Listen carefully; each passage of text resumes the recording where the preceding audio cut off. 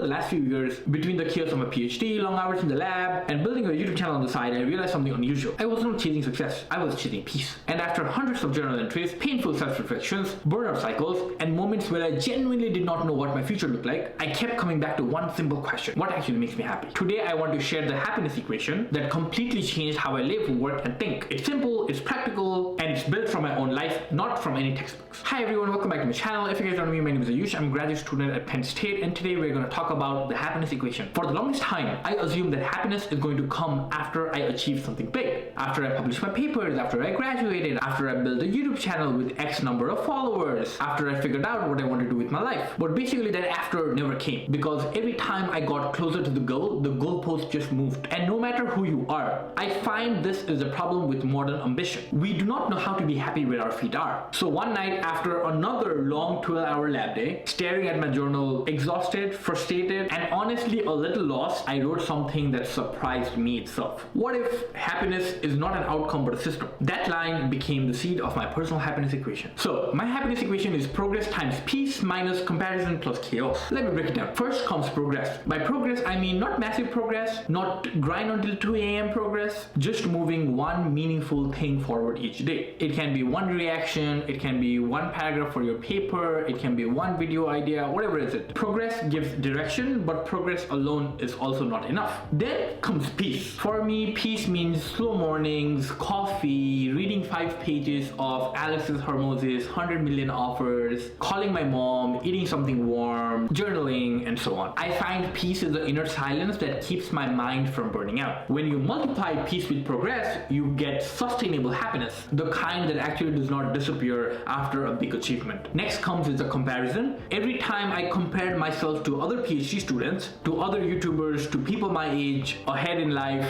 my happiness dropped instantly. So comparison is the happiness tax. Next is going to be chaos. Chaos is when your routine breaks. When you say yes to too many things, when your time is not yours, when your mind is cluttered and basically your day has no structure. This equation showed me that happiness is not about having everything, it's about removing the things that drain you. Let's talk about how this equation changed my life. The first thing is I stopped chasing 10 goals at once. Now I just focus on 2 things. 1, publish papers. 2, publish YouTube videos. And that's it. Everything else is noise. I reduced chaos. I cleaned my desk. I somewhat fixed my sleep schedule. I stopped overcommitting. I stopped trying to do everything in one day. After that comes in one of the hardest part, to remove comparison. This was the hardest for me. But again, I noticed something. Whenever I compared myself, I was comparing someone else at chapter 40 to my chapter 5. The moment I stopped doing that, my confidence started to increase again. Then the 4th step was building systems for peace. Morning coffees, reading, journaling, playing soccer, taking a slow walk. These small things became my emotional anchor. So after all these, I redefined the definition of success.